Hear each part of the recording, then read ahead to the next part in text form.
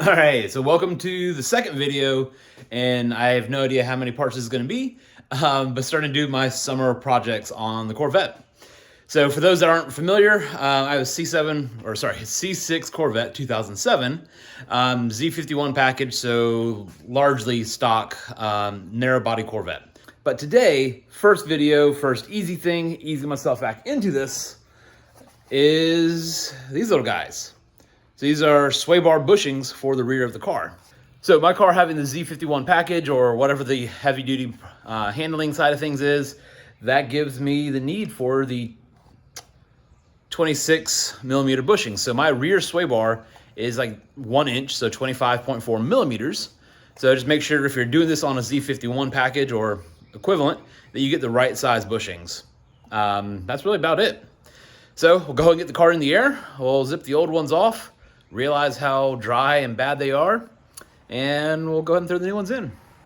So one thing that I've noticed before I started to try to film this video is I don't really have a good way to get a camera with good enough audio underneath the car at the sway bar bushings to confirm that the noises that I hear while going over bumps or turning and whatnot over uneven roads, that it is the sway bar bushings. So I'm gonna have the camera about as close as I can to where things are, and maybe we'll hear it as I'm raising the car up. Maybe we won't. We'll see. All right, going up. 3, 2, 1.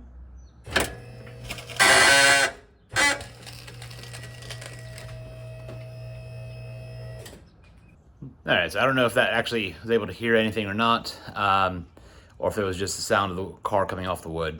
Anyways, car's in the air. Let's go ahead and find out what size sockets we need. I think it's probably going to be a 18 and a 15, but let's give it a check. Should be pretty straightforward. I have a feeling I do need to take the sway bar end links off just to be able to get the bar all the way down out of the way. Not a big deal.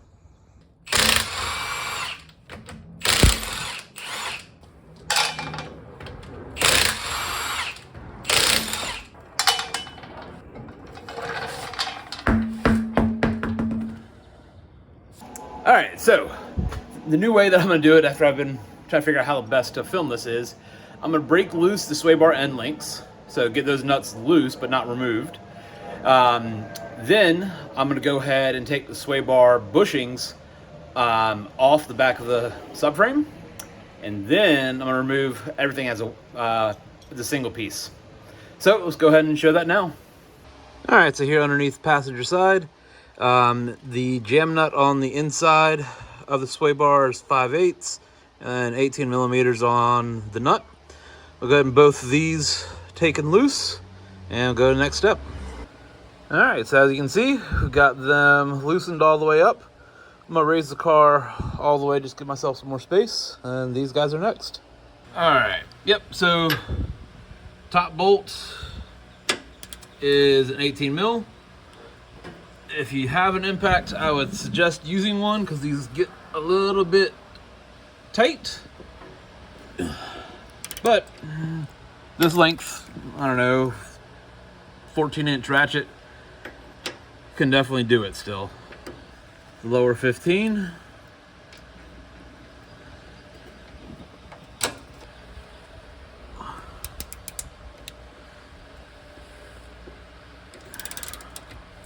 All right, so this upper bolt will come free and clear.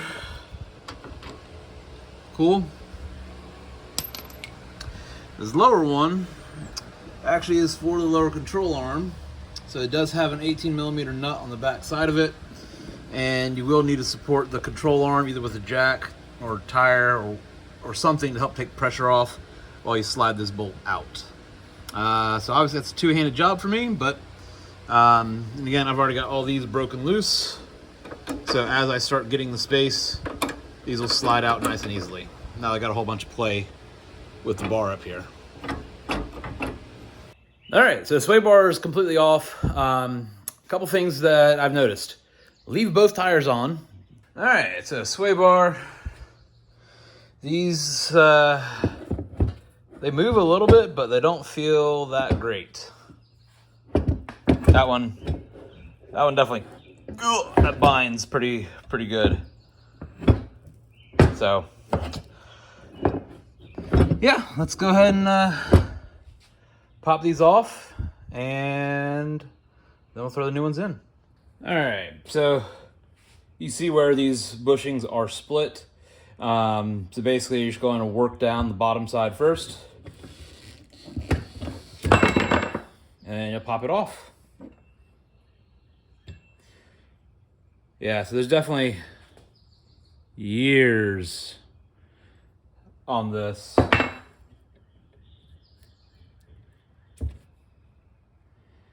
And yeah, I'm not sure if it comes through on camera, but one, this is pretty aggressively cracked.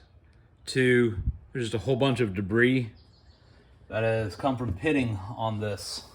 So that's not good. All right, so I just finished cleaning off the bars and these retaining pieces, retaining straps. It's pretty obvious that there's some wear on these. This one's not as bad, but you can still see there's some bright spots. And then on the bar itself,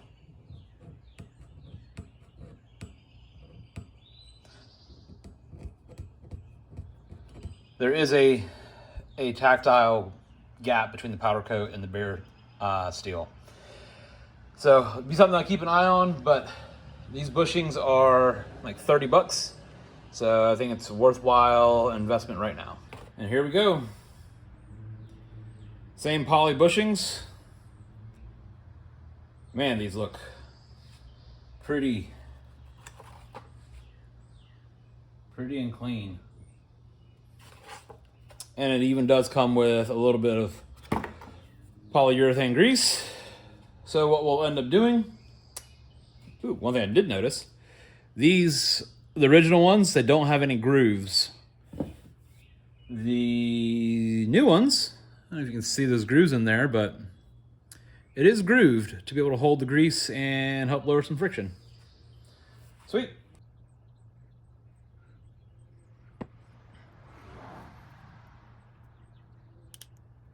All right, so that is an unnatural amount of grease, but should work. Now the hardest part, and the one that I'm not looking forward to, is getting this over top of this bar. Yeah.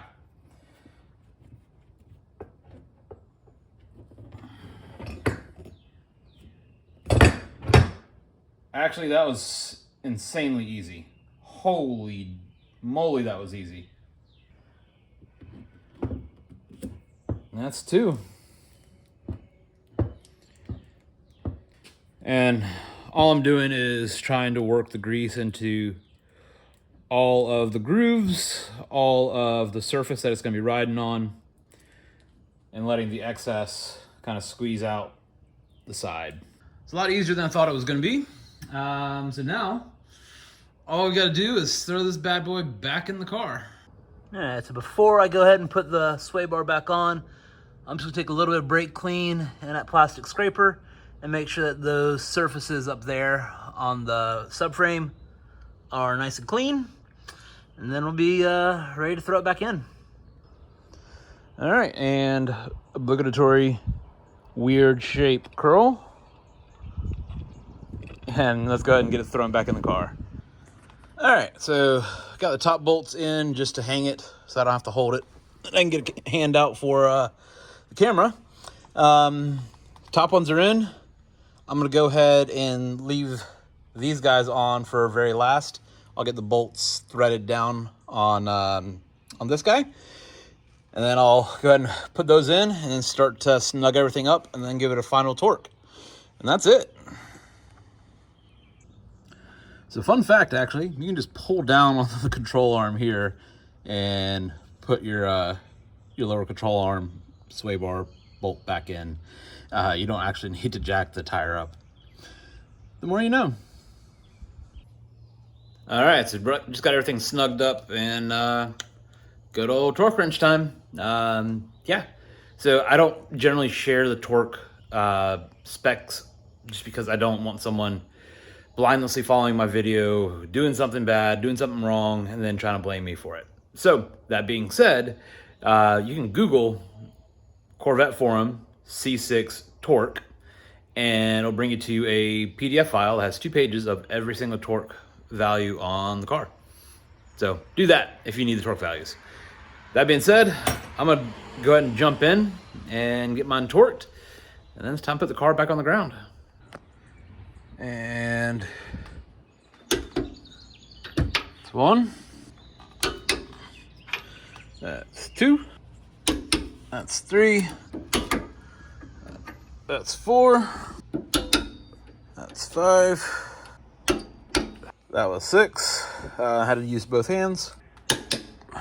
That's 7, and that's number 8. All right, car's back on the ground. Quick jacks are out. It's time to go for a quick little ride. I think we've got it. I think we've got it. Let's go.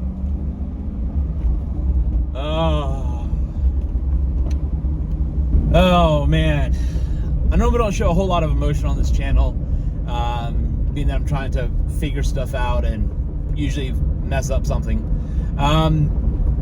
But what we just did, it worked. I have not heard the same noise that I've previously been hearing. It's gone. Since I've bought this bleeping car, I've had this noise. I don't have it anymore. I bought this car during COVID timeframes. This is fantastic. I'm absolutely happy about this. All right, just got back from the little test drive. Car's quiet.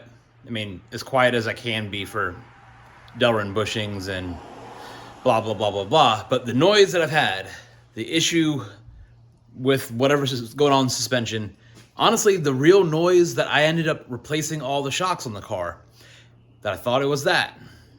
Probably need to be done anyways. But anyways, it was a $30 bleeping bushing that just needed greased, replaced or greased. So I'm happy that it's done. I'm happy that it's fixed. And now I can go ahead and start working on that pile of boxes and those piles of boxes. Probably be able to start jumping on those either this weekend or starting early next week. That's all I got. I'm happy. Yeah.